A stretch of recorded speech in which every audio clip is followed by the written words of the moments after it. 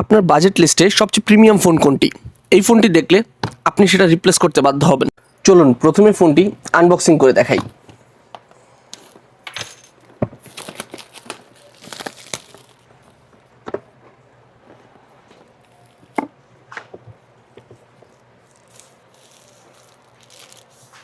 ফোনটি প্রথমে হাতে নিলেই একটা প্রিমিয়াম ফিল দেয়, কারণ ফোনটি বেশি বড়ও না বা একদম ছোটও না, মিডিয়াম একটা ফোন।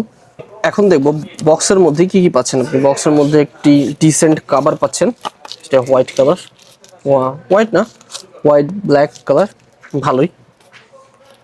আর একটি চার্জার পাচ্ছেন, যেটি অ্যাপ্রক্সিমেটলি 15 ওয়াটের বেশি না, একটা কেবল।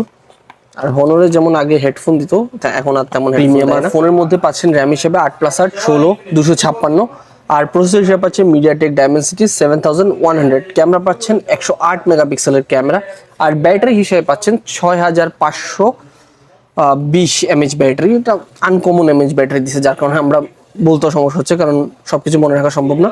তো ফোনটি এখন আমি চালিয়ে দেখি নেই, বাস এখন আনবক্সিং করলাম। যখন চালিয়ে দেখবো তখন ফুল রিভিউ আপনারা পেয়ে যাবেন।